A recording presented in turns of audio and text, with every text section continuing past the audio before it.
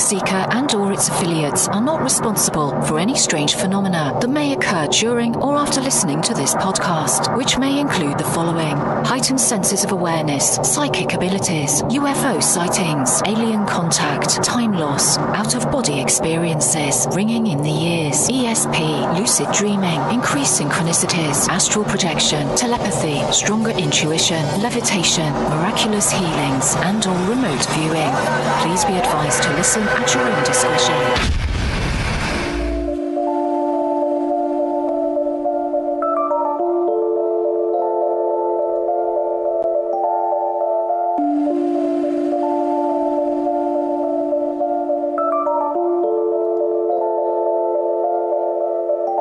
Won't you come and take me away? I just wanna be with you. Won't you come and take me away? To a place to walk on troubled seas, faith to stand when I don't believe. I just wanna be with you. Won't you come and take me away?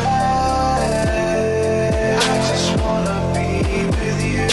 Won't you come? You are now locked into the Truth Seeker podcast. Gargoyles, psychics, everything's ungodly. Dark savage. Streaming live at truthseeker.com. She's not a Christian. Give it up, y'all. Your portal to the paranormal, esoteric, and all things spiritual. She's tampering in dark sided stuff. And now, your host, Truth Seeker. What's up, ladies and gentlemen? I'm your host, Truth Seeker. This is the Truth Seeker podcast, and I'm excited to be with you guys today, enjoying this beautiful weather, this sacred space. We're a little bit behind going live on this show because my internet service provider was acting up, so I didn't think we were going to be able to do it, and finally at the last minute we were able to get some signal. So yeah, excited to be here with you guys to do this show. We're going to be covering some good topics, always covering all things spiritual, dealing with spirituality, the astral realms, and dealing with the other side. So I think this show is going to be the first one that I've actually done where we talk about near-death experiences. I think we've maybe just touched on them a little bit, maybe in every show, but to really go in depth with someone who's had multiple near-death experiences. So this should be really good, man. Want to give a quick shout out to everybody holding us down in the chat room live on YouTube, everybody listening to this re-upload on all the podcasting platforms as well. Want to give a quick shout out to everybody who is supporting my work on Patreon. I would not be able to do this without your help, without your support. So thank you so much for believing in me and what I bring to the table. You guys make this possible. So thank you. Quick shout out to the newest patrons we have within the last week or two. A bunch of people. Quick shout out to Hopeful Academy, Brandon Chase, Christy Lee. What's up, Christy? Luke, Mathis Legardian, Ed Crow, Jackie Williams, and Kalina Patterson.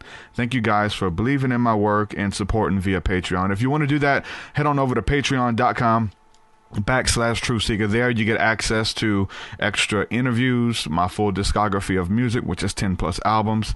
Just released a new album. It is available there as well. You also get access to our Thursday nights School of the Mystics is something that we do, which is like the community aspect of the podcast. So that's where we kind of get to know one another and really put into practice a lot of the things that we're talking about on the show. So about the different meditation techniques and studying a lot of this different stuff and really just bringing everything to the table. We've been doing a course. The course is basic prophetic training, and that is available on the Patreon as well. We're going to be starting up A Course in Miracles this week. So if you want to get in on that, make sure that you join the School of the Mystics over at patreon.com/TruthSeeker. So thank you guys again from the bottom of my heart. Couldn't do it without you. Awesome. So we're going to jump right into today's interview, today's discussion. We have Robert Kopecky. Robert, welcome to the show, brother. How are you? Thanks very much, Derek. I'm all right. It's nice to be here. Thanks for having me. Definitely, man. So we talk about near-death experiences, and I think that there's a lot of people who have claimed to have them, and it changed their life and found their calling and things like that. You've had multiple near-death experiences. I don't know if you want to tie them all in together, or maybe start with the first one. That would be a great place to start. What happened, and what did you get from it? I can run through them kind of quick and find a way to sort of tie them together. But needless to say, don't follow my example. One thing I can tell people. This took me about 15 years or so. They were spread out. And, near-death experiences come as particular motifs. Some people walk through the tunnel and see the light, and they come to a field and they meet their relatives and stuff.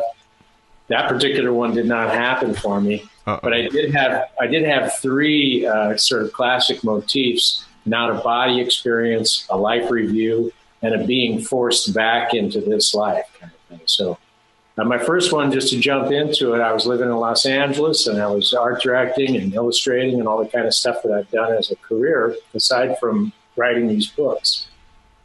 And I got in a single car accident where I glanced off an oddly parked car while I was fussing with the sound equipment in my car, and drove straight into a telephone pole. And the next instant, I found myself at the top of the telephone pole, like next to the street light. It was dusk, and there was a moth flying around the street light and stuff. And I looked down, and there was steam roiling out of the crashed car, and this body kind of hanging out of the window. I could look over the hedges into people's yards and stuff in this unfamiliar neighborhood that I was in, and see lights going on and people running out to see what the crash was and stuff. And then I witnessed the ambulance pull up and then load me into the ambulance and take me away, kind of thing. Now, at that time, I was not aware or conscious of having a body at all. I felt liberated. I felt, as many near-death experiencers would tell you, most of the time in their experiences, they feel like they're kind of released from the bondage of material selfness, and just kind of expanding into a greater sort of matrix of loving reality, so to speak. That sounds good. Love, right? You're folded into the love kind. That's the sensation that I had in all three of them. And that's where I come to my idea of heaven. Anyway, this one was a little bit more heavenly than particularly my last one. I was kind of shepherded off to a place that was like a park or like a pastoral setting, and underwent this kind of interview, almost like a job interview or something. I don't remember exactly who it was with. And when I recount these stories, I try not to go anywhere that I don't remember, Yeah, good. I've had more realizations about them over the years that are meaningful to me, but I don't feel like I have enough faith in the mechanisms of memory, so they tend to be kind of self-enhancing and stuff like that. So I just try to stick exactly to the memory as I had it a couple of days afterwards. I didn't awake from this experience, which I don't remember exactly how it ended, but with this kind of interview sort of thing. I woke about 20 hours later in a hospital, and I had plastic surgery, and my head was all wrapped up in a bandage. And probably the notable aspect about this experience is that a couple of weeks later, I went back to the location where the accident had happened. And I walked around on the ground and looked behind those hedges and stuff and saw everything the way that I had seen it from up on top of the telephone pole. So I confirmed that for myself. That was about all that I really had in terms of interacting with people about this. At the time, back in the mid-'80s, near-death experiences were not very popular. There was not a lot of talk about them. And so I just kind of went on with my material life, so to speak. Yeah. That was my first one. Wow, that's pretty profound. So you sent me your new book. The book is How to Get to Heaven without really dying. That's the important part, right? Yeah, that's the important part. So you've already done that.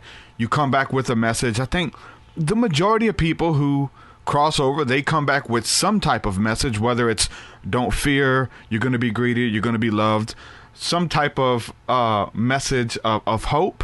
Some people experience some demonic sounding stuff or Yeah. some torture, hell, demons, things like that. You talk about some of the other experiences that you've had with the near-death experiences. Were any of them like that at all? But my third one had little elements of that. But the thing that I find interesting, because all of this happened for me a few years after my third one. I never got into the near-death experience thing as a lifestyle at all during those intervening years. It wasn't until sometime afterwards when I had a kind of a different kind of a death. I had kind of an ego death, and I changed paths completely. I took off on a spiritual path in my life. I started a meditation practice, and I became fascinated with all this old scripture and philosophy and stuff like that I'd never been interested in before. And that's when it all kind of came together for me. But in looking at my three experiences, I suppose that, one might have profoundly changed me like it does with a lot of near-death experiencers. But like I said, I just kind of suppressed it and moved on into my life. And then the second one was unlike the first one completely. And by the third one being completely unlike either of the other two, then a few years later, about 10 years ago or so, I started wondering, why are these all so different? And since I put my first book out, How to Survive Life and Death, in 2014, I've been part of this community of near-death experiencers, kind of whether I wanted to be or not. I hadn't expected it at all. But I have heard hundreds of stories, and I've shared time with people that have had near-death experiences. And we all do have certain things in common that I relate to heaven. But every one of our experiences, even though they might be similar in some ways, is unique, and it's like custom made. And so my idea of it, my feeling about it, is that we are creating karma in every instant. And that has to do with my second near-death experience, which I can tell you about how that fits in. I could just think of the idea of creating our karma and then having to deal with it on the other side. Is that kind of where you're going to go with it? Yeah, it was a life review. It's what's called a life review, and I had traveled extensively with my first wife to a bunch of spiritual places around the world, and then I basically left our marriage and I moved to New York City, and I was doing very well professionally, but I was living the total nocturnal downtown lifestyle, just very self-destructive. I suppose in part because of the first near-death experience, I'd been thrown into this kind of quandary about life. I was never feeling really comfortable anywhere. And so I was looking for some relief, really. I ended up having essentially a drug overdose was the cause. It was just a lifestyle cascading toxic experiences that all piled up on me. And I fell out on the floor of my apartment. I felt kind of paralyzed from the neck down. I could not move. The room filled in. This time I didn't go anywhere, but it kind of came to me. The room filled in with this brilliant white cloud, like you'd see out the window of a jet when you're flying up through the sky. And again, I didn't feel really alone. I hadn't felt really alone in the first one. I was kind of shepherded off in the first one. This time I was directed to look into this cloud, and a kind of a screen opened up. It was not like a movie screen, but kind of like a box of experience, so to speak, and started to show me these scenes from my life. Not the greatest hits, but these kind of pivotal moments when I had not been present, when I hadn't realized that I was building my karma or creating my karma, the cause and effect of my life in every moment. This moment never changes. No matter how old we are, this is where we experience life, right? In the eternal moments. Yep.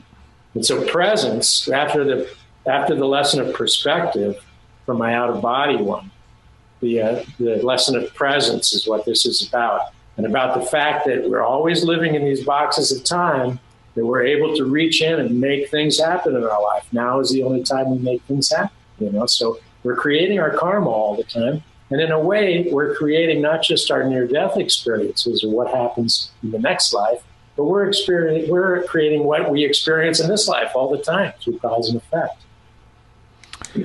That's interesting. I'm very intrigued by that, and I've been dealing with a lot of death themes lately. I had a cousin just passed away, most likely from an overdose. We really haven't heard for sure, but I was asked to come speak at his memorial service and stuff. And then my grandmother, who's alive, has been diagnosed with liver disease, and she was given like a month to live, and she asked me to speak at her eulogy and to lead it. And these are weird feelings. I've never been asked that before, especially from someone you love. If it's, I have friends and stuff who do this for strangers all the time, but when it's someone close to you, you know, it makes it a little bit more real.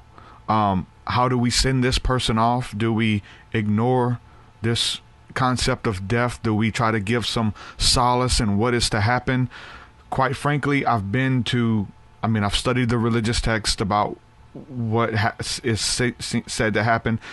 I think it's a little vague, even biblically. Like, there's some cool stuff in there, but I think it's still a little vague until you really experience it and what the energy is, and what, you know, we're not going to be as these bodies, which a lot of people try to paint that type of picture. So, and people don't want to give up memories and give up relationships and things like that, you know, when we cross over. So I've been contemplating this a lot. But you're talking about going to that side and bringing back knowledge, wisdom, understanding about your life path. What are the true things? Like, the Bible talks a lot about these things of eternal value, and there's some stuff that you can do on earth that you can kind of take with you to the other side, or what you're going to be known for, essentially, right? How does that kind of fit into what you're talking about? I know we have the power within the now moment, but what are some of the things that maybe have that lasting value that's going to echo through eternity? Well, you're always creating your life. Obviously, you're always creating this life, and though you're not thinking about it, you may very well be creating your next life too, as is indicated by the different kinds of near-death experiences that there are. Yeah. The one big lesson that I bring back, that all near-death experiencers do, is that this is not it, right? Yeah. Life goes on. We were alive before we were born, I believe, and we're alive after we die. We transition from this mode, from this vehicle, and so we are transdimensional.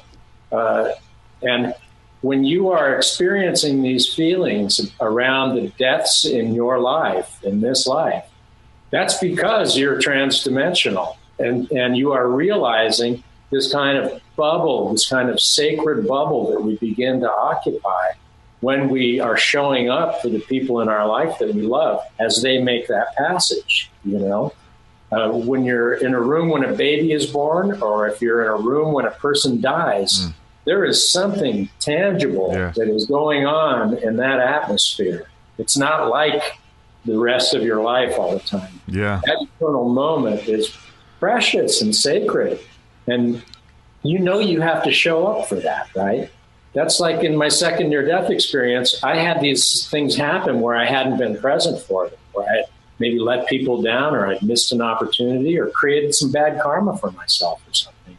And when you are showing up for the people in your life the way that you are fulfilling those moments of opportunity in your life and answering that kind of eternal call. You know, we're all here for each other for some reason. It's to fill in these parts of ourselves somehow. And it's all part of a big cycle. You know, hopefully somebody's going to show up for you when you pass on too, right? You know? And so we need not fear about there being life after death. I'm quite positive that there is. I'm here to tell you that. But at the same time, don't ask me to prove it right now. It's not something that anybody in human form really wants to experience because of our instincts to live. You know? You can't, there's people who are trying to experience it now. We can talk about that here in a little bit, but I wanted to bring up this notion. I'm really big into like a lot of the biblical texts as they are, and then a lot of the stuff that's taken out of the canon, like some of the stuff that the early church believed in. There's a book called The Apocalypse of Peter, which talks about when you die, essentially the demons or the destruction and the karma that you've built up for yourself on the earth, the bad things that you've done to people, the hurtful things, that for a time, those spirits will be loose to torment you on the other side. And it goes into like descriptive detail about rape and killings and murders and beatings and stuff like that. If that, and I'm not saying that that's what happens. I just know that was in the Apocalypse of Peter. If that scenario exists, maybe if we believe it exists for us. If that scenario at all exists, and we definitely see bad karma, we definitely see people who have had a lifestyle of destruction, drug use, stealing, robbing, taking from people, stuff like that. Once you have this awakening, the near-death experience, can you undo that karma on this existence, kind of like right the wrongs and kind of erase that stuff? I feel like you can. Well, yeah, definitely. And, it's kind of a no-brainer that if you do bad things, you're going to go to hell. And if you do good things, you're going to go to heaven, because we don't pay for our sins. We live with them. And we live with them in whatever life we're living in. That's paying for them right there, right? Yeah. Now, you're talking about the what's called the Apocrypha of early Christianity, the Gnostic writers. And in the middle section of the book, the present section, I go into some of that because if we live in the eternal now all the time, the wisdom that is present in this moment has always been present in this moment. So we can go back to things that I have, some of the samples I have in the middle of the book are the Bhagavad Gita or the Dhammapada, and I have the Gospel of Thomas, which is one of those Gnostic Gospels that I find very, very meaningful. In fact, it kind of provides the theme to this book, which is in Logion 113, Yeshua in the Gospel of Thomas says, the kingdom of heaven is spread across the earth, but men don't have eyes to see it. So this book is kind of devised to give you the eyes to see how you can build an experience of heaven. Like everybody's had a little taste of heaven in this life, right? You'll have a moment, it's a bite, it's playing with a kid or being. I would hope, yeah. Something that gives you this sense of heavenly transcendence. Yeah. And so that's the idea. On all these old texts, they provide us with these sort of ladders or puzzles that help us find paths to heaven that are just as contemporary in our lives right now as they ever have been. So I'm big on that kind of stuff. And needless to say, you have to live by certain principles. I mean, how does everybody behave in heaven, right? What do you think heaven's going to be? Everybody's going to be nice, right? Everybody's going to be forgiving. Everybody's going to be honest and humble and compassionate, and they're going to drop everything to help you whenever. So if you live by those principles, you are aligning yourself in this life with heaven, and you're burning off bad karma and you're creating good karma. Is that essentially what How to Get to Heaven Without Really Dying is about, just to come back with that message? I mean, because Jesus reiterates over and over, on earth as it is in heaven, as above, so below. Like whatever the atmosphere in heaven is, like we can experience it now. We can walk in it. We can, we can do those things, walk in compassion, love, forgiveness, those things towards other people and create heaven on earth. Is that essentially what the book's getting to?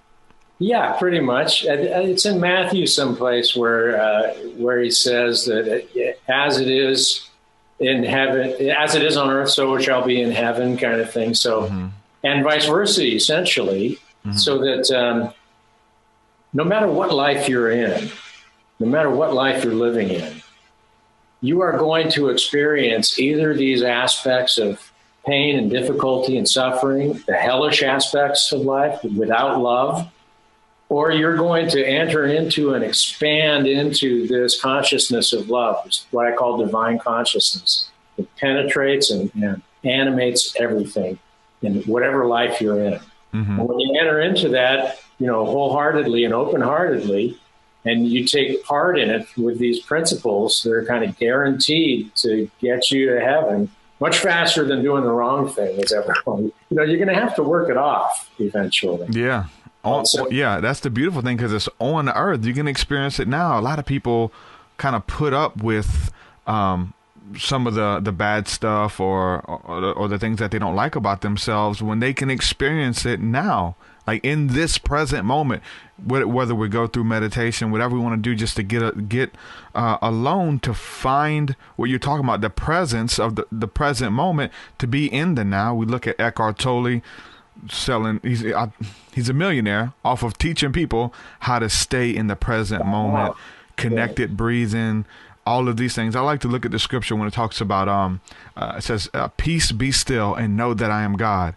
So just to sit in that moment and just to reflect on that sacred energy through breathing, whatever it is. And I think that's where the power is, when we try to live outside of ourselves, or anticipation about what we have coming up on our calendar in a few weeks, or an event we're supposed to do, or the end of school, whatever it is. We tend to get on this autopilot mode and project our consciousness outside of ourselves, where we're not present to look at the grass, to smell the flowers, all of these little things that we take for granted. And we go through different stages where that, if we're conscious of it, it may be taken away from us so that we long for the present moment. Maybe we're overoccupied and we can see that, man, I got to find time to rest. I have to find time to get back to the now moment. And that I agree with you. That's what everybody is. That's the end goal, I think. Like, so many people, I want to go into this a little bit, talking about like people who are on like ayahuasca ceremonies or psilocybin magic mushroom encounters. People are having awakenings on this, and maybe we can call that near-death experiences as well. Some people feel like they die. Some people meet, very similar experiences to you and all the other people who are dealing with NDEs, where they meet their grandmother who has been dead for 10 years that they were close to, and they meet that person and they tell them, it's okay, I love you, you're doing a good job, I'm proud of you. And they get the power of that experience and bring it back into the their life, all from the now moment. Yeah. And it's kind of interesting from my first near-death experience, the out-of-body one. When you experience seeing your body and you have a sense of yourself still intact and alive, it's hard to get the genie back in the bottle in a way after that. Yeah, and that's going on in my life. I was never really able to look at things quite the same way. And that's why this section of the book is about the gift of perspective, is because I witness people now as these spirits, these expressions of divine consciousness, so to speak, coming through the form of their physical being. And I know that they have a life story. They have experiences that have happened to them that shade this expression that they have, and I look at you and I can kind of see the makeup of your life in a way. You look at me and you can kind of, sense the same sort of thing. Yeah. And we know that it's not easy to be this thing. To be in this form is difficult. And unfortunately, it goes like this and then it goes like that, right? Mm-hmm. If nobody told me I was if it's all downhill from here, how come no one told me I was at the top, right? That kind of thing. There you go. Life goes up and then it goes back down. Yeah. And so if we are clinging on to the forms of this life, if we are overly obsessive and self-centered in the physicality and the materiality of life, we're going to suffer from that. Yeah. The relief and what's expressed by people who do ethnoeugenics and psychogenics and stuff is the release from that sense of being tethered to the physicality of life.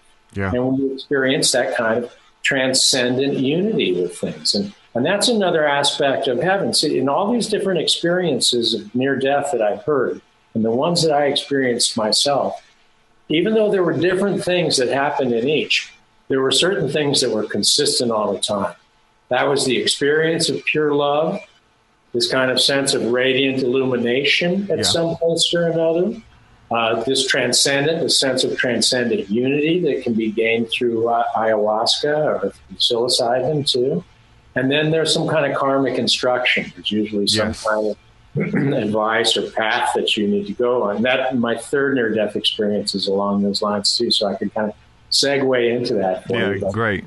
But that's what it's really all about, is identifying the fact that you are a spiritual being, that you are a transdimensional being, that you are in this form for now, and that you're here to work some things out that can only be worked out in this form, and to do them in only the way that you can do them, and to show up for the life that you are creating for yourself. You know?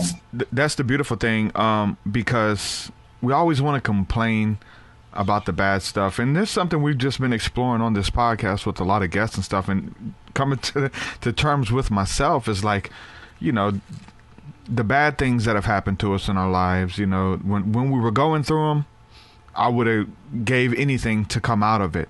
Now, when we look back at these different trials and tribulations that we've been through, some of the heartache and stuff that we've endured, I wouldn't change it for the world. There's this aspect of the contrast of how are we to be able to judge how bright and brilliant the light is if we've not experienced the uttermost parts of darkness. Yeah. And it's the same way, I think, too. You're talking about this euphoria, this feeling that you felt going through the other side of love and of bliss, and that essentially that's where you are, that's who you are. How would you know that if you hadn't experienced heartache and death and loss and betrayal here on earth? And I think it all the pain, all the bad stuff, man, we have to use it for alchemy. I believe that 100%. Yes, alchemical. And it's all worth it. It's part of the contrast. Those who, the scripture says, those who are forgiven much love much, and those who have, you know, kind of right those wrongs and understand, look, I've been a jerk, I got to fix this, you know. And it's only through these type of experiences that we have these awakenings or realizations that we get on this path to want to change it. So that's the beauty of going through the bad stuff and it helping us see how beautiful the light is. So your third near-death experience, this was a little bit more darker. Yeah, it was actually. I was in a small town in Arizona. I'd been snowbirding back and forth between New York City and Arizona, and I had gotten engaged again. And I was there for a Super Bowl Sunday, and after the game, I went out into a public plaza and made a phone call on a payphone, which is still a pretty long time ago that this happened. What's that? Yeah, and I had a guy who we sort of charitably in those days called skinheads. You know, this like great big dude with a shaved head and just kind of all the trappings of that sort of neo-Nazi sort of culture type thing. And no judgment on the guy, except for that he started to really harass me and got violent with me. And I got into an altercation with him where I kind of got the best of him, and I thought I better get out of there. Everybody around me thought that it was great that I had handled it so well, you know, so I got some sort of confirmation about dealing with this guy. But on my way home on my bicycle, I didn't realize there was a van full of these guys. They drove up alongside of me, and with like a crowbar or a tire iron or something, they hit me in the back of the head and knocked me off my bike into the curb head first. And then they stomped and kicked on me for about an hour. What? So in that one, that was obviously not as heavenly an experience. And I didn't go to as heavenly a place. I mean, to me, it's just really fascinating how specific these experiences are, like ultra specific dreams, kind of, that exist in a different kind of reality, like a very real, more real than most dreams, less random. I was in this kind of subterranean or almost womb-like place. Still, again, I felt completely like transcendent, unity. I just felt surrounded by love. And there were, as I remember, these kind of entities around me, these loving entities. And it was almost as though outside of the room, I had a sense of this kind of crunching and stomping and stuff that I wanted no part of. I did not want to go back. I wanted to stay where I was. But they all told me that I had not gone about things the right way, and that I had things that I needed to do, and that I had to go back. And I fought against them, but they prevailed. And they kind of like pushed me through what I recall as being this kind of a membrane, and I sort of popped through. And I was on my back on the street in this Arizona town with an emergency medical worker over me who said, "He's back." And that I realized, in that experience, I realized we all have this very specific calling. We're all creating, adding to it. making our lives whole in a way through this purpose that we're here for. So the perspective that gives you the ability to see people as human beings struggling along through this form, the presence that brings all the sort of wisdom of this eternal moment to bear, where we make our karma, and then the purpose that is your unique data package that you have to fill out and dovetail into other people's experiences. You know, I kind of see us as being these sort of energy packets of karmic and quantum information that kind of overlap each other. We meet and infuse with one another. And that's the great thing about the darkness and the light that you were talking about. I bring up Rumi, who was a Sufi. And the Sufis have this belief that if you're looking into the catastrophe of things, into the darkness, it's great, it's beautiful, it's a blessing, because you only have to turn around 180 degrees to see the light and the bliss, you know? It's right in the opposite direction. And so those experiences of darkness are what I think of as being deaths in themselves, you know? These kind of moments where you're making this passage through absolute humility, where you become teachable. That's when you expand into a new life. You're reborn. This is like a resurrection or an alchemical kind of transformation. So that was the third one, was the gift of purpose, I call it. Which is a beautiful gift. I got to know, well, I was going to jump to this question, but I think you kind of already answered it. Christy in the chat wants to know, when he figured out he wasn't in his body anymore, did he want to go back into his body, or did he not want to go back? It sounds like you were kind of like, you wanted to stay where you were, but you were told you have to go back, right? Yeah, in the first one, I didn't really even think about it. I was just amazed. Yeah, you know? You didn't know where you were. You didn't know what was happening at first, right? And I had this kind of entity with me that I now recognize as being my guardian angel, so to speak, this energy that sort of serves as a higher power in my life a lot of the time. The voice of reason, the good angel on my shoulder, who shepherded me off. And I didn't really even think about it until I woke up in the hospital again. In the second one, I was not very aware of that physicality at all. It was in the third one where I did not want to go back. I had a sense of what was going on in that physical realm, and it was nothing I wanted a part of anymore. And so I did not want to go back at all. But I didn't have a choice. You know, some people in their near-death experiences, they have choices, you know, whether to go back to the body or not. So I can only... That's interesting. Do you want to go back? Let me think about it, you know. I've heard that, though. I've heard that. So here's a question I have for you. Where does God fit into all this? The creator, the life essence that animates all life, which you've talked about, because not in the fact is, does it or does she exist, but the question as far as these three experiences, are they coincidence, or did something will it to happen? Was this orchestrated for a reason, or was just this the luck of the draw, the roll of the dice? Do you feel like God or consciousness, the universe, orchestrated this for you to be on your life path, to write this book and to help other people overcome some pitfalls and learn how to overcome some things that they don't have to actually die to go to the other realm to get the answers? Yeah, I mean, like maybe 7 years ago or so, I had no idea I was going to be an author, much less a twice published two-book. I could never have imagined that. But I went through this situation in my life where everything stopped working for me. I actually found a little place on the upper Delaware River where I literally sat on a rock by the river for kind of years and did a lot of meditation and stuff. And I had this sort of ego death, where all the trappings, all the constructions of my external life and expectations and everything I thought I was supposed to be, it just failed. It just ended for me. And I had this kind of transformative thing enter into me and started to want to express it.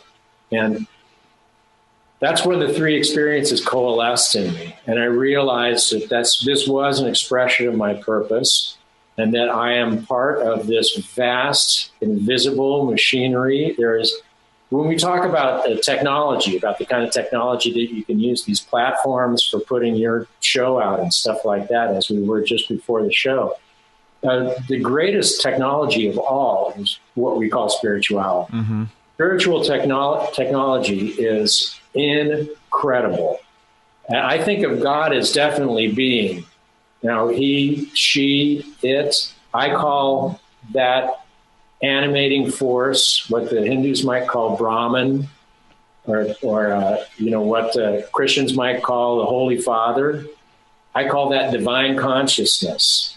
Now, whether that's God or vice versa, I'm not sure, but I didn't experience a personage that is significant of being a God force. I experienced Jesus or anything like that, a man in robes that has the personification. No, I experienced this sense of complete transcendent unity, being enfolded into a field of love, divine consciousness, being part of a larger mind. My mind losing its boundaries and expanding into a larger mind that I was part of. And that was my experience of God. And that, in many ways, is my experience of heaven, too. And what I try to impart, through these experiences and lessons in the book, is how to get there without really dying. But you do have to really die to go to heaven. You know that. Everybody knows that. But it may just be an ego death that you have to experience. Yeah. Release of all these false expectations and forms of this world that enables you to reach that place of transcendence, however that is to be. I mean, Jesus talks about being born again. Absolutely. And to be born again, you have to die. You have to die. In the scriptures, we're talking about the ego death. The scriptures call it the flesh, the fleshly nature, that nature that has ill will towards other. It's self-serving. It's, me, myself, and I. What can I do to survive? It's like overcoming that. And it's the same thing as the ego. I think the words are essentially interchangeable. So I think the whole message is throughout the Bible. It's throughout the Vedas, the Bhagavad Gita. Mm-hmm. Every religion talks about it. I think they're all essentially telling the same story. And the resurrection, that to me, is a metaphysical transformation, is what they're talking about. The cross is the temporal plane, right? The intersection of the temporal plane with the transcendent unification movement towards heaven, kind of thing, right? And that's what everybody hopefully experiences, to find their authentic self and to come into wholeness and to experience God in their life and to be able to bring heaven onto this earth, so to speak. Yep. That's our life purpose. I believe that's my life purpose. And I think a lot of people listening as well, wanted to talk to you as well, because like a lot of people talk about when they go to the other side, when they cross over and they come back, maybe because it's dealing with spirituality. You mentioned the spiritual technology. I think that everything that we have, such as Facebook, the internet, all of this stuff is mimicking the spiritual technology, the global brain. We're all connected. Facebook makes us all connected, our cell phone, these type of things. Did you experience heightened senses of awareness? Did you experience psychic abilities, ESP, being able to know when someone was going to call, before they even called you? Anything like that when you came back? Were you more susceptible to those abilities? Yeah, definitely more open to the synchronicities. Yes, that's what I was going to ask you, synchronicities as well. When you open yourself up to that, when you get your intellect and expectations and the physical aspect of yourself out of the way, you start to notice that these things are happening all the time. That was one of the great lessons of my second presence experience, was these were moments that I had not been aware of what I was actually witnessing. I had not been a witness to this kind of marvelous sort of interweaving of these threads of my life, Now I am much more often. And I have so much faith in that I see it all the time. It's happening I could tell you how I met my wife, but it's crazy. It's mind blowing. Synchronicity. It's like that, we listen to a lot of teachers. We listen to, I mean, there's tons of teachers and who would tell you what synchronicity is. And they say, pay attention to the information that comes through. And that sounds good. Sometimes it works that way. The synchronicity is something you should look into. It's the spirit realm letting you know to go down this path. Sometimes the information is silly. It's you look at a picture of a duck and your significant other says, hey, did you see that duck the other day? And you open a book that with a picture of a duck. You know, little small things like that. I think it's essentially God's breadcrumbs letting us know that we're on the right path. What do you think is the most significant part of synchronicities and having them, these reoccurring themes or memes essentially happen in your life? I think that when you're aligned to this kind of idea of what heaven is by living with certain principles, you have you bring a certain awareness and open-heartedness to bear, that then it is shown to you. It's not a projection of your own ideas about things, where your ego or your intellect starts to move into something and think, I should be manifesting that for myself right now. I'm going to summon this up from the ether for myself, that kind of thing. That's not the way it works, because you're projecting this sort of aspect of being human on stuff. It is already. It is all there already.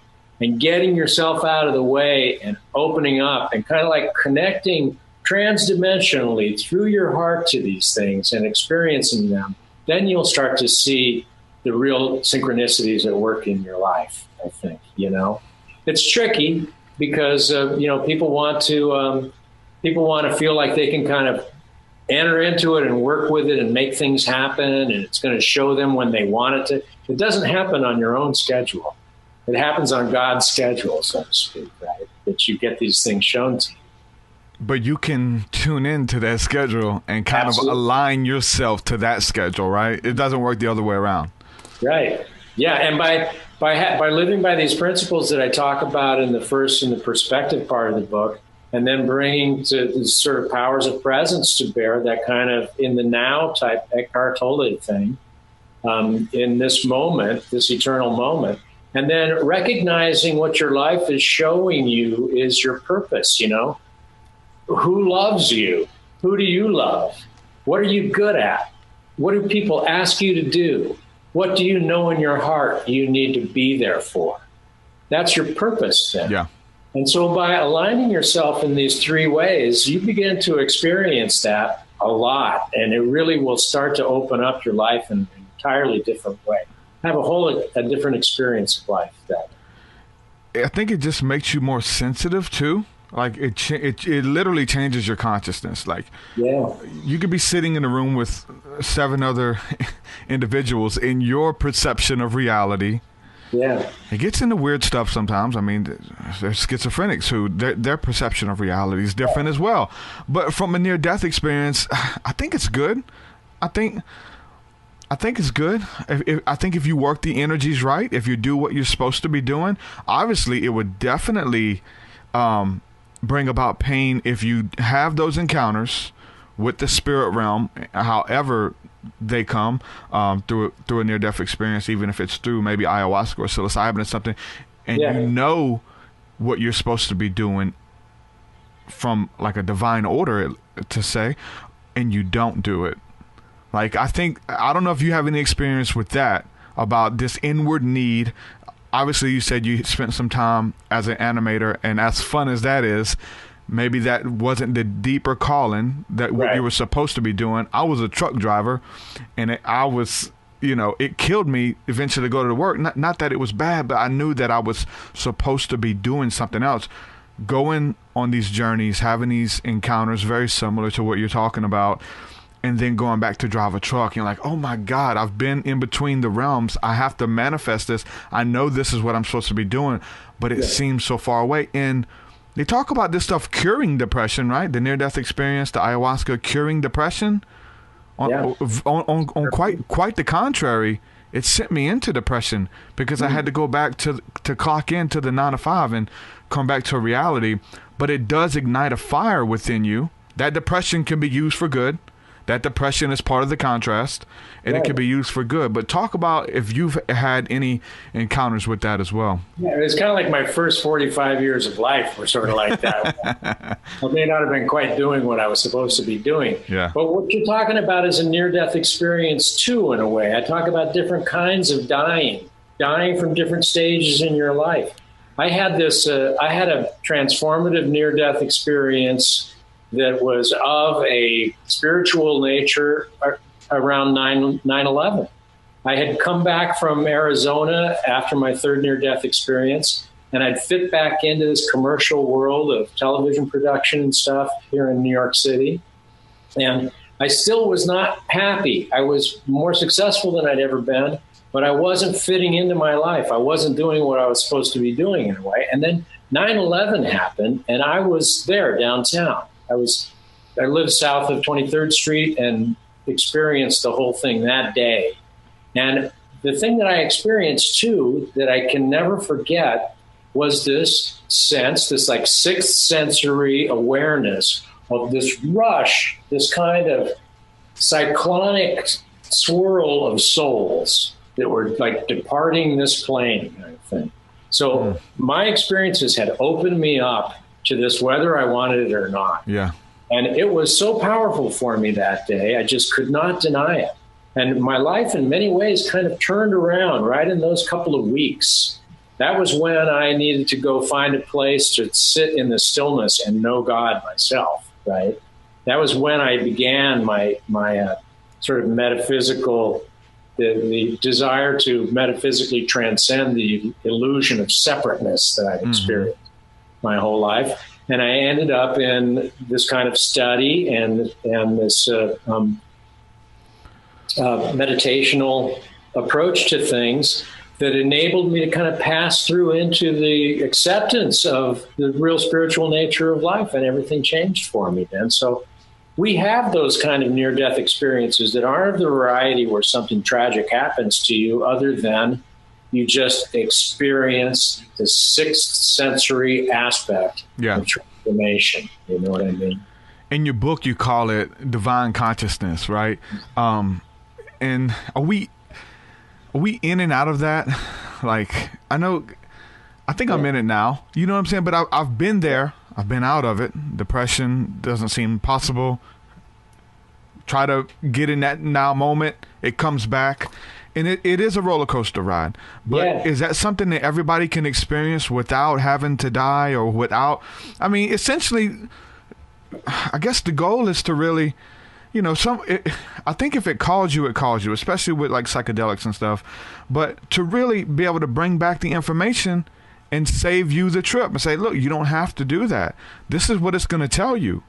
Everything you've been talking about, Eckhart Tolle, you know, these guys, it's the same thing.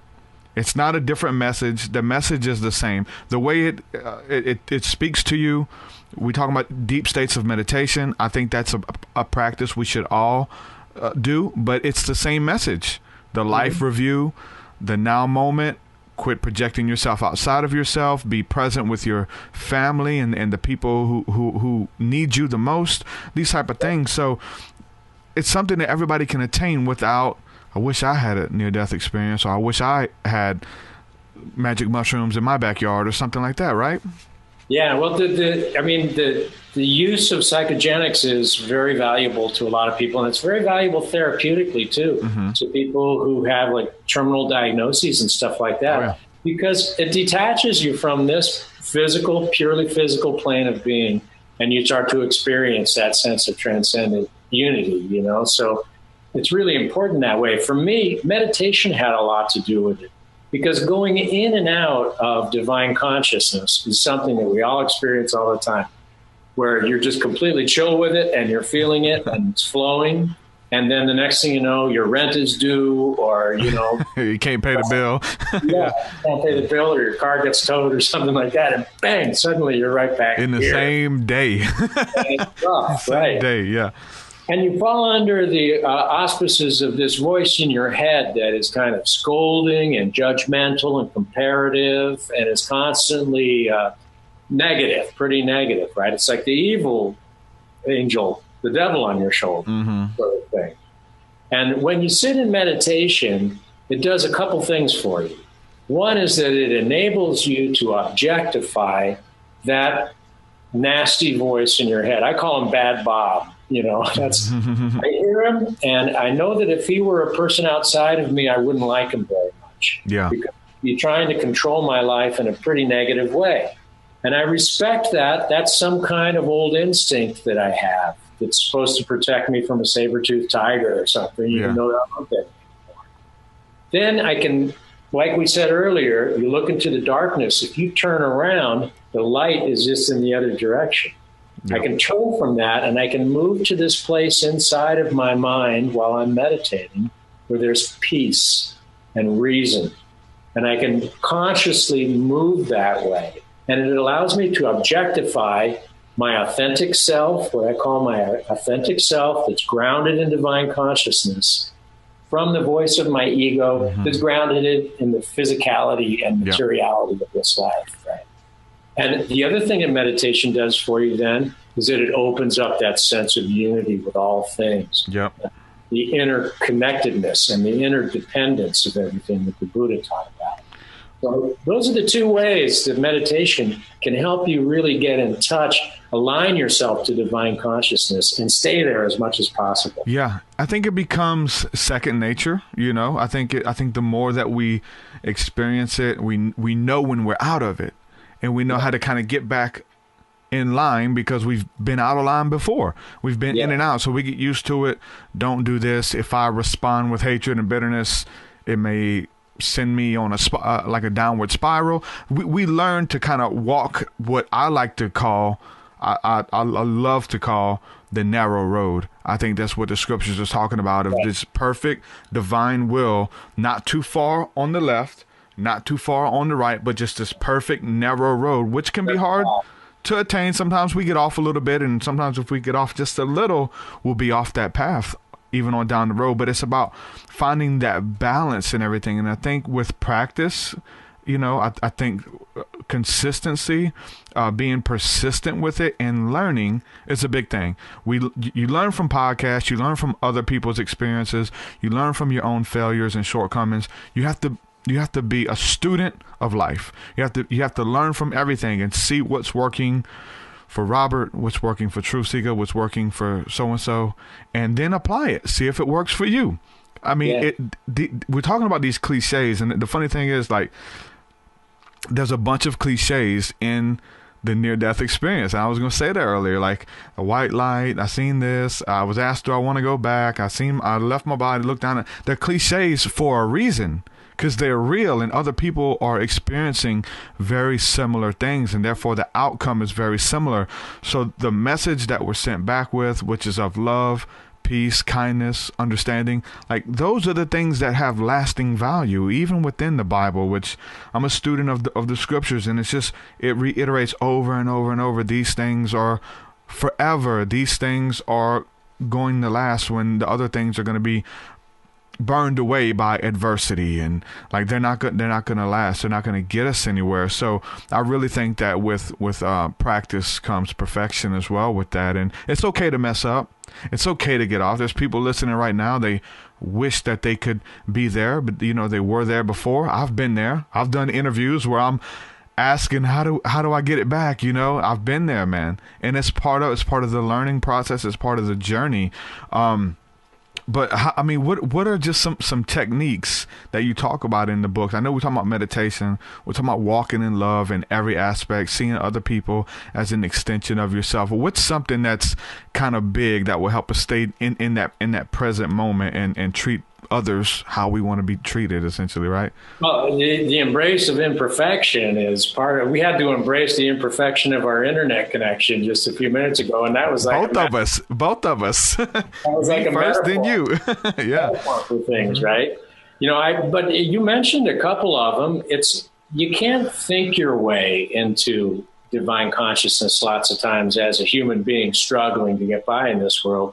You have to lots of times act your way into it. So if you're consciously being of a forgiving nature, or for example, if you just devote yourself to being as kind to everybody as you can be for a day, without kindness being sarcasm or gossiping, but real sincere kindness to people, your life will transform. It will open up in a way that you may not have ever experienced, and you'll discover this kind of fabric of kindness at work in the world that is truly awesome. If you notice, you have to be a little vigilant when you're on this narrow path that you're talking about, right? If you notice that there's comparison and judgment and stuff coming into your thinking, then you have to take that golden moment and say, wait a minute, stop and smell the roses, right? Ground yourself in this present moment, recognize that everything that changes is not real and everything that doesn't change is real. And hold on to that sense of oneness with everything. And then those petty little concerns or judgments or comparisons you have about others fade away. They disappear, and you can realize your kind of unity with everybody and start to recognize everybody as being really beautiful in their own way. And even where you are, you might be like at a bus stop or something. And suddenly you're able to look at that world in a different way that brings that kind of heavenly radiance out through it, and transforms that instant, that moment of presence into a heavenly experience. Yep. And I think, like I said, I go back to the Bible all the time. This is what I've studied, and it talks about having that peace that surpasses all understanding. That inner peace and that inner knowing, where if we look at the situation and circumstance, you should be freaking out right now. You should be upset. You should be bitter. You should be mad. But how do you have this peace? And it's the inward knowing of Jesus talks about, my peace I give to you, not as the world gives.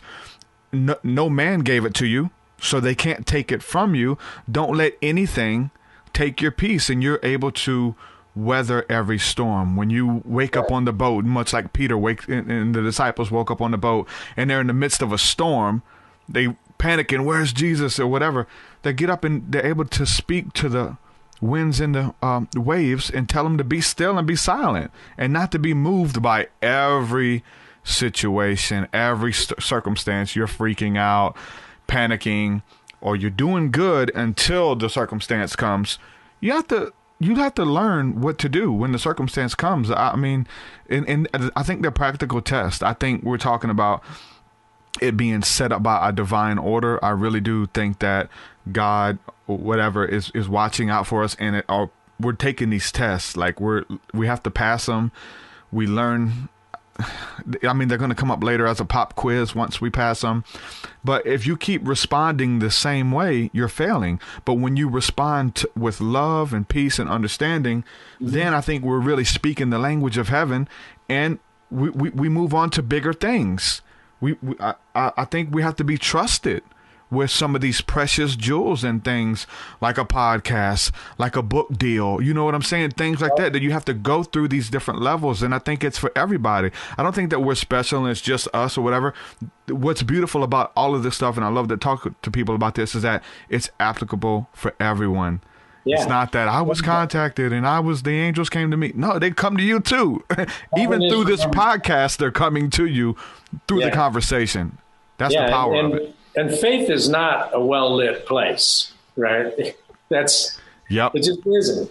When you're on those troubled seas, the metaphysical metaphor of that, be still and know that I am. And what happens is the seas become placid. And not only that, you can walk on the water. The depth of all that troubled emotion and stuff becomes a foundation for you to live on, actually, So these beautiful, rich messages of what's called non-ordinary reality, but is actually ordinary, I think. Einstein said that you can live two ways. One is believing that nothing is miraculous, and the other is believing that everything is miraculous. And I'll get people who don't believe in anything that I'm talking about, don't believe in any of my experiences, and that's fine for people to be skeptical. I understand the invasion of intellect into the spiritual. I know all about that. And I like to point out to them that we're on a planet in outer space, and that's where the whole thing starts. So if that's not magical and wild enough for you, for all of this beauty to grow out of from that place, I don't think anything's going to do it for you. Yep. You've got to bust open your heart and experience that I am, be still and know that I am. Go back to that place of peace. I like the fact too, we're talking about walking on the water. I used to remember going swimming. We'd go out into the middle of the lake and we'd go swimming. We'd be in a boat, we'd jump out, and I was always scared. Like, how deep is this water? 100 feet deep?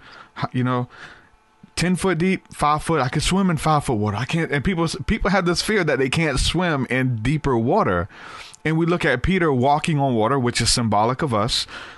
He steps out of the boat, and it doesn't matter if that water's 3 foot or 30 foot, or 1,000 feet. Until fear overtakes him. And then you drown. But as you're walking in faith, if you're walking in water, it like faith and belief, the ebb and flow of it will, like water, change to and wrap around whatever situation you're in. We're talking about those unexpected bills that come up, and I need to that same faith and that same knowing, the same knowing is the same knowing that's going to be there when you have to pay $100 bill, or your $1,000 a month insurance or house note, whatever the case is. Like, it's the same faith, it's the same knowing that you're connected and you're protected. That's brought you to it is going to bring you through it. It's the same faith, and that's the beauty of it. Like, the principles don't change. You know what I'm saying? We go deeper in our revelation of this grace, of this love, and this that we can embrace. Thank God it's tangible and not just a theory or whatever the case is, but it's tangible to the now moment. I really believe that. Look, before we go, I wanted to ask you one more question about the book. Something very near and dear to, I think, a lot of our hearts, but you talk about animals and their special role in our life, and that they may be a little bit smarter, a little bit more connected than a lot of people give them credit for. I want to hear a little bit about that before we go. We got kicked out of the garden, right? They didn't. Yeah. And we did because we assumed ourselves to be like God, to have this idea of what's right and what's wrong, that we know better and that kind of thing. If you think about divine consciousness, as I've been talking about it, animals are connected like directly into that. And anybody who pets a dog, or has a cat in their lap or something knows what I'm talking about. The fact is that animals, through their physical forms, experience a reality that we cannot even imagine. They are heirs to an intelligence that allows them to not go to school or have to wear clothes. Yeah. Something we've got to worry about all the time. So in many ways, they're ahead of us on the scale, I think. They're closer to God in a lot of ways. But we are uniquely made for our role as being stewards of this, as being able to work with things in a way that no other creature can.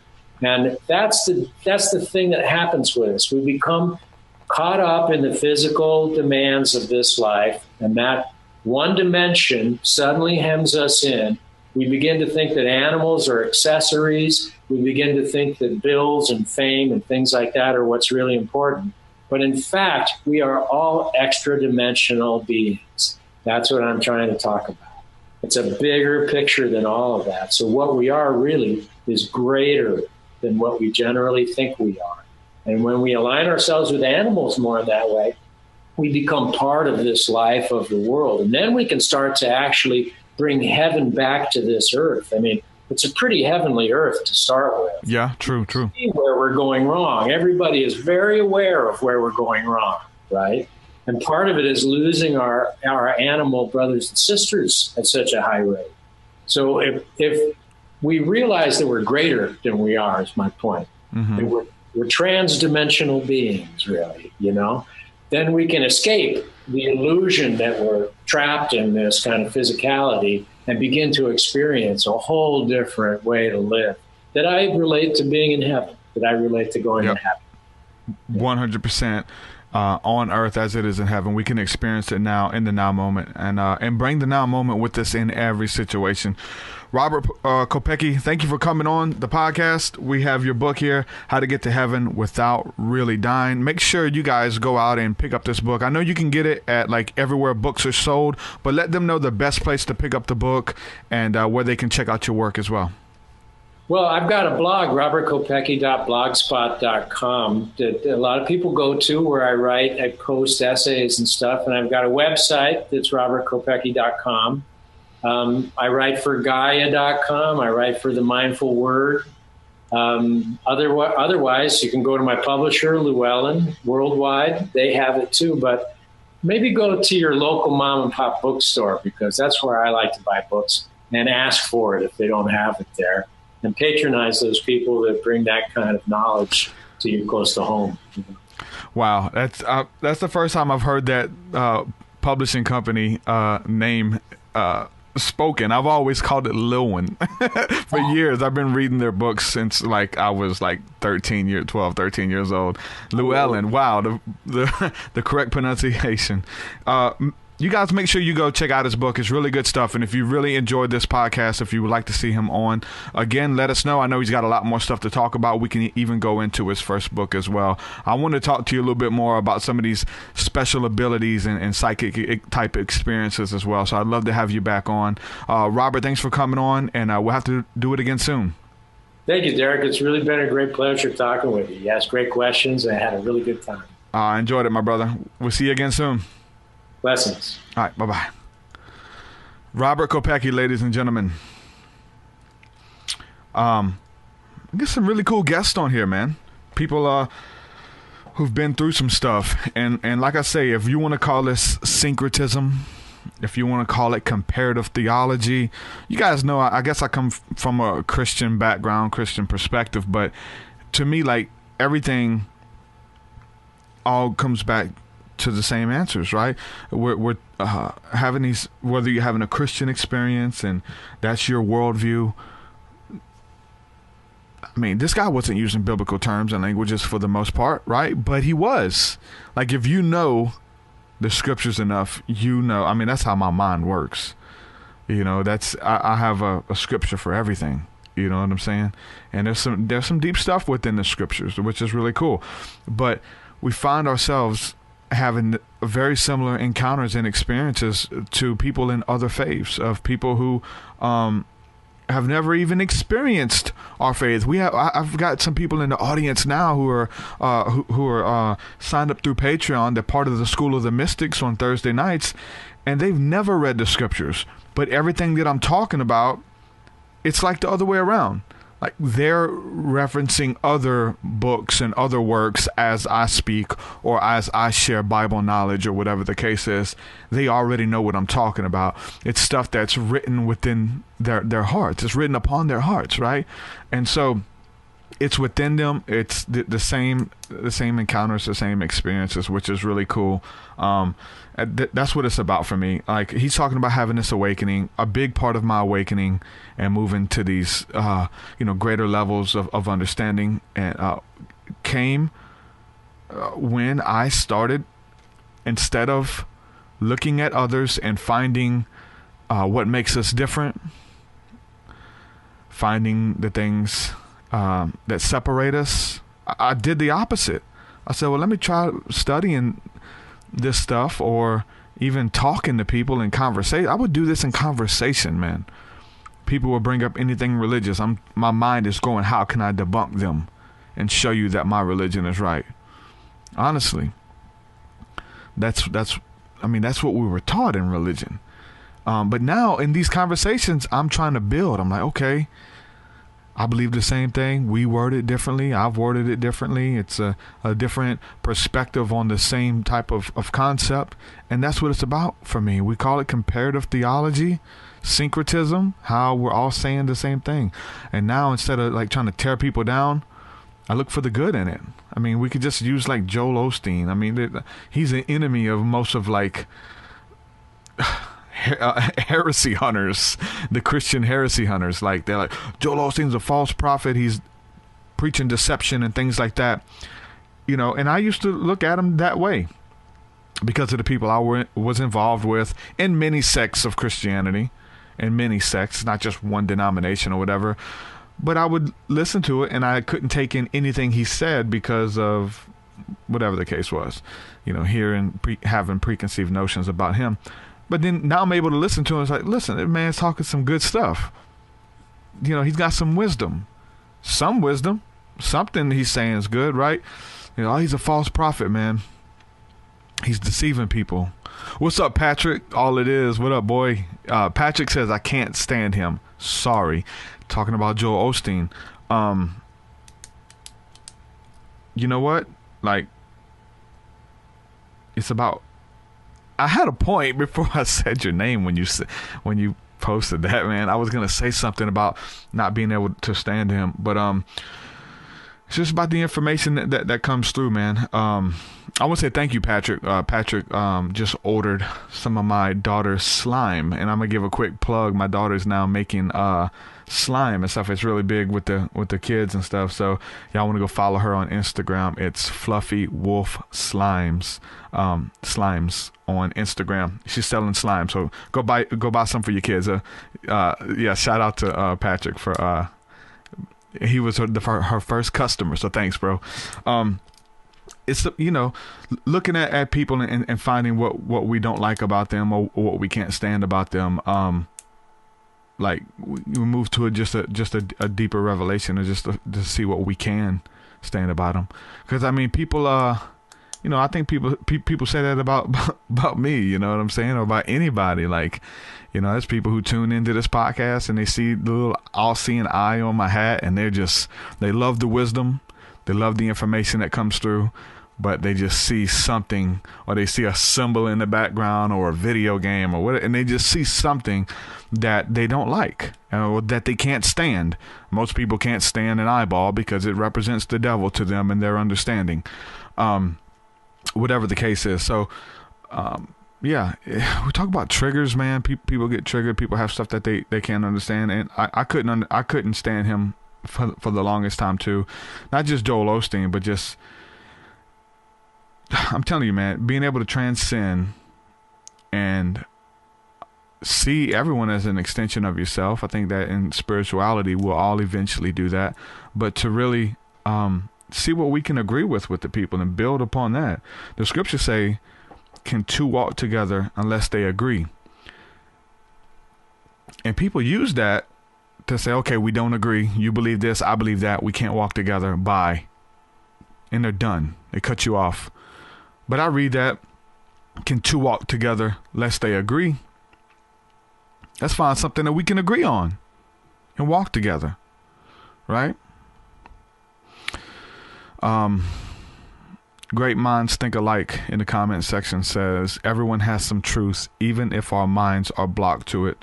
Yep. Everybody has something. I know what I was going to say, Patrick. Here was the point. When it comes to Joel Osteen, we used to call him a false prophet.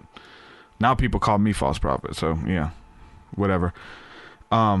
He wasn't the only ones we called a false prophet. Anybody, put it this way, anybody who taught stuff contrary to what we believed were false prophets.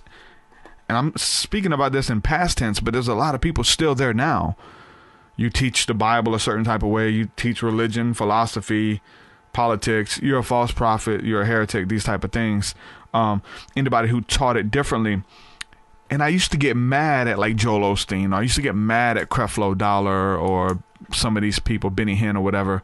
But the scripture says, this is the deep part, the scripture says that the people having itching ears will find for themselves teachers that tell them what they want to hear.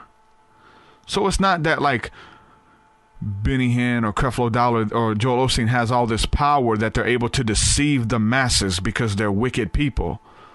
No, these people are just presenting a message, and the audience are paying them money, are supporting them, sharing their content, going to their rallies or sermons or whatever, because they're telling them what they want to hear. So the scripture says that the people having itching ears will find for themselves teachers that tell them what they want to hear. Now that works with everything. The scripture also says that where your treasure is, your heart will be also. If you believe in something, you're going to support it with your time. You're going to watch it. I mean, many people listening to this podcast, you find something of substance here. There's people who financially support the work I do. Your time, your money, your energy, your effort, your, occupying it with your mind and letting it into your thought life. There's stuff that you're entertaining because you bear witness with it and people will support it. So if you're looking at Creflo Dollar, if you're looking at some of these prosperity pimps, as you want to call them that, or quite the contrary, any other religion or something that you don't agree with, like those people are listening to these guys for a reason. So I don't think it's much of the teacher is the deceiver. I think that he has a message. And the people bear witness with it. I mean, that's what they want to hear. You know what I'm saying? They want to know how they can be rich. They want to know how they can get to heaven. You know what I'm saying? Whatever the case is, man, people will find for themselves teachers telling them what they want to hear. But like, it's not a deception thing. It's just part of nature. Like most people wouldn't be listening to this if they didn't bear witness with something. Unless they're just like chastising it and picking it apart and stuff, or I hate when he does that, that kind of stuff. I mean, I know there's those people listening too, and it's okay to agree with some of it. And then I wish I can interject. That's the funniest part when I talk to people and they say, man, there's so many times you'll say something and I guess we'll respond and I want to interject, and they're even talking to their phone or whatever the case is, it's so funny. But hey, I've been there too. So yeah, Patrick, all it is, he says, I found you. That's it. You'll find the people that you resonate with. You'll find your tribe. You'll find the others, right? And if you're someone who is into mainstream religion and cookie cutter church, you're going to find that. And that's for you. And that's good. That's not I don't think that's a bad thing. You know what I'm saying? Obviously, there's some bad stuff that I would disagree with. You know what I'm saying? But I think as a whole, I don't think these people are wicked. As a whole, I think that they have a lot of them have a just notion about themselves, and their intentions are pure. And I think that's what it comes down to at the end of the day. Ruach says, get in where you fit in. That's right. I want to thank everybody for supporting, man. It's awesome that you guys believe in my work.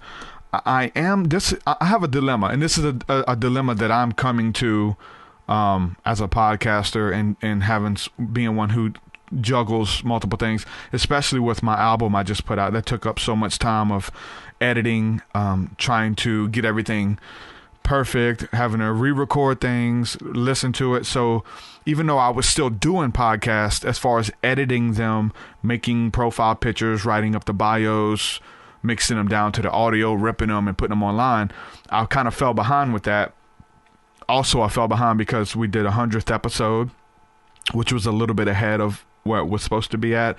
And then we did a look back episode. I wanted it just to be one, but it was two. There was two parts of the look back, and I'm just giving commentary on all the episodes up to episode 100. I did that, and so I pushed those ahead, so it ended up pushing stuff back. So I'm about a month behind on these podcasts, and I have several ahead of me. I would like to get caught up. It's going to cost me a little money just because I have to pay for space. So if anybody wants to donate, if you want to donate to that, helping me get caught up, I'm going to try to put out as many as I can so that I'm caught up. So because I'm cool with it being a month behind as far as the episodes, but I'm not, because it's becoming a problem, and it's a learning experience. It's becoming a problem because I'm talking about news, and I'm talking about updates, and I'm talking about current events that now they're a month behind. You know what I'm saying? So if you're listening to this live, the live broadcast is going to feel different than the tape version, because some of the ones that are coming out, I'm talking about, hey, I have an upcoming album release party this weekend, and that was a month ago. You know what I'm saying? And so I want to get caught up. So if anybody wants to help me with those fees that I have to pay to kind of get caught up, you can click the donation button. You can go to trueseeker. So every little bit helps, and that's what I want to do. I'm gonna try to get caught up, and I'll try to be consistent in getting them all out. Everything that's already recorded, at least one a day until we get caught up. I got one ready to go. I did one yesterday, got one ready to go today, and I'm willing to do one tomorrow, but I've almost used up my allotted space for the month, and it's only the 15th. So anyway, that's where I'm at. If you guys want to help me, and even as I'm saying this, if this is behind, it's just as weird trying to keep up with the time. I just told you today's the 15th, and if I don't do it, it may be the 15th of the following month. So that's what I'm trying to do. I want to get caught up so that, like, once I get caught up, I'll stay on top of it, and every show will be out like the next day. Every show will be the come out the next day. Oh wow. So yeah, thanks for all the support. I don't even like asking for support on anything else, because I know you guys are already supporting me in so many ways through Patreon and stuff like that. But I just, you know what, the scripture says you have not because you ask not, and I put it out there just to let you guys know. Christy folks, I'm still debating whether or not I should encourage my new pastor to listen to the song I Am. It's perfect. You should let your new pastor listen to it. I could say this, it can't, I would say it can't hurt. It can hurt. It can't hurt if you really like it and that song ministers to you, and then you share it with your pastor who's like, hey, this isn't of God. Stay away from this. Because, that we get that a lot. Stay away from this. This is, blah, blah, blah, blah. Everything I'm saying, everything I've been saying, how some people react to things that they disagree with. So that would be the only concern. I would, if you want to do it, do it. But if that happens, don't get offended. Don't let it harden your heart. And, I have to preference everything. So great minds think alike says, are you speaking of your intro song? No, the intro song is called The Inner Reaches of Outer Space. There's a song on the new album called I Am, featuring The Voice, Spirit of Truth, and myself, and Saint Anthony. It's a really good song. A lot of people say that's the best song on the new album. It's a really good song. I know that. So yeah, there we go. Look, as I'm live right now, all it is, Patrick just donated $10. He also bought my daughter slime. Thanks for the support, man. You have not because you ask not. That's universal. That's the law. That's for all of you guys. If there's something you want, ask God in your prayer closet. Also, ask the people around you. That's the one thing we get weird when it comes to money, man. People get weird when it comes to money. There's people who hate the fact. I'm going to tell you this straight up. I know I've mentioned it, but there's people who hate the fact that I get to do this for a living. Like, they're jealous, man. They get mad that I get to wake up and do this for a living because other people are paying me to do this. Like, other people, it's a lot of people giving a little, and it enables me to do this. They get mad. I will never understand that.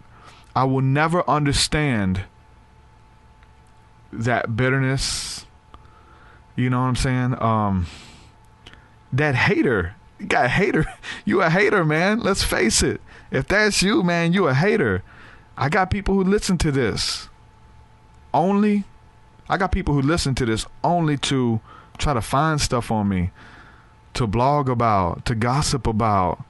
Look, I'm over your opinions of me because I'm over my opinions of me. I don't, like, my life is not my own. This has come through prayer and fasting, man. Like, this is what I'm supposed to be doing. And my question is, what are you supposed to be doing? If you're a hater, any of you who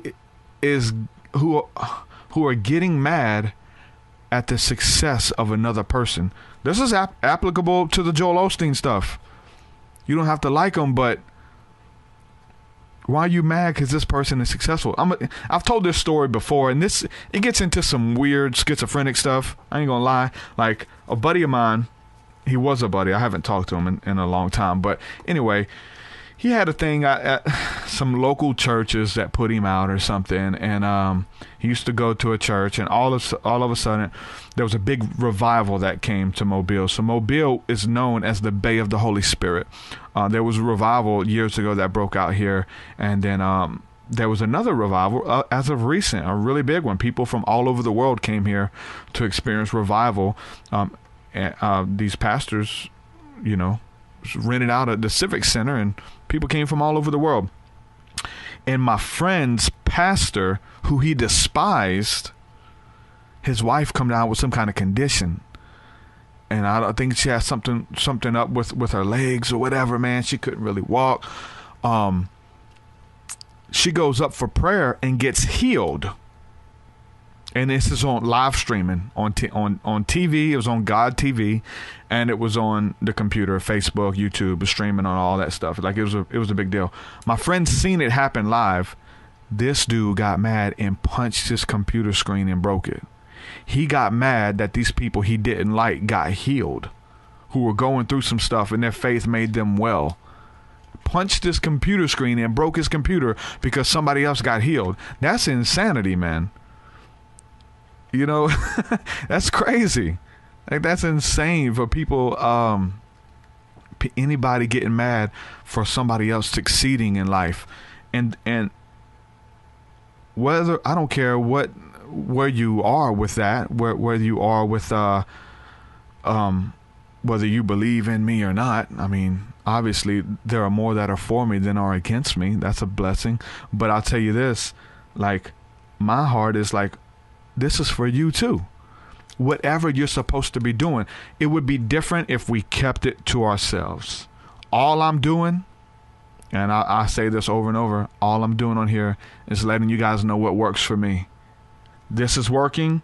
This didn't work. Look, I did witchcraft, summoned demons, tried to talk to demons, tried to cut myself to make pacts with devils. Look, don't do it. Don't do it. Don't do that. It's not working. Better yet, I'll show you what is working. Having faith in Christ, faith in a higher power, thinking about those things that are good, speaking blessings and not cursings, connected with people that believe in you. Go into meditation, find out what you're supposed to be doing, connect with your creator. Look, this is what we're doing. And all of the guests play a similar role in that, of you walking in your high calling, you doing what you were put here to do. And I understand where it comes from. I've sensed it before. It's people who are upset because they're not walking in their calling. They're not doing what they're supposed to be doing, what they were put here to do.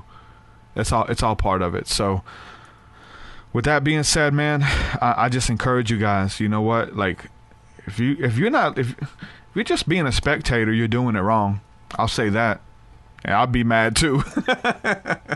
I'll be mad too. I would be mad too.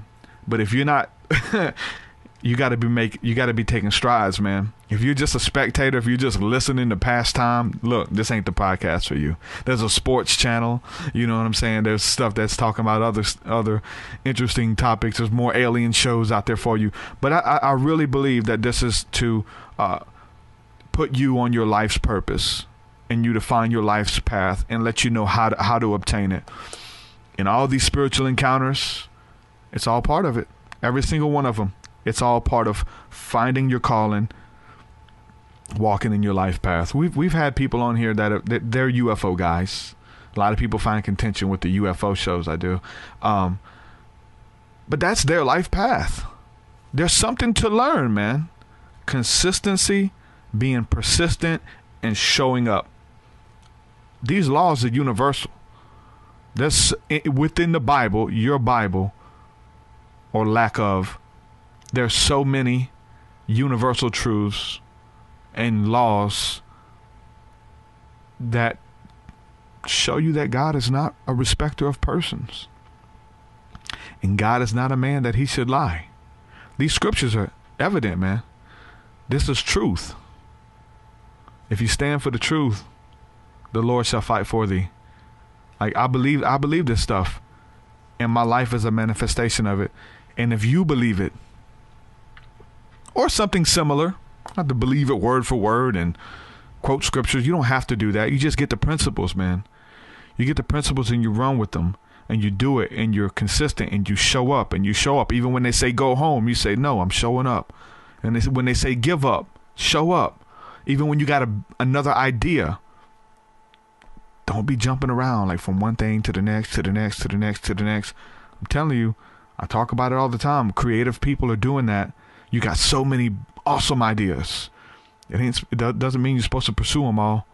You got to find out what you want, your game plan, execute, do it, show up, tell people, prophesy, speak life, all that good stuff. And I'm telling you, God will bless it, man.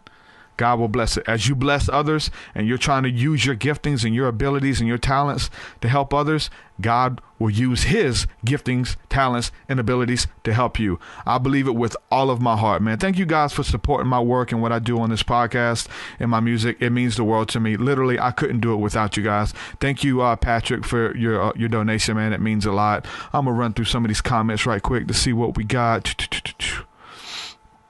I hear you, Christy. I see Lee Kelly. He's going off about flat Earth. We haven't even mentioned anything about flat Earth on this episode, but he wants to make it known that he believes in flat Earth, and that's why I don't go down that path. Okay, I'm gonna cut it because you guys come in here and do this type of stuff. Like, I don't like that. That's insane. That's crazy. Anyway, NF says ENAF. He says, yo, my brother put me on your music recently, and I gotta say thank you for your content. Hey, thank you for supporting. Thank you for checking it out.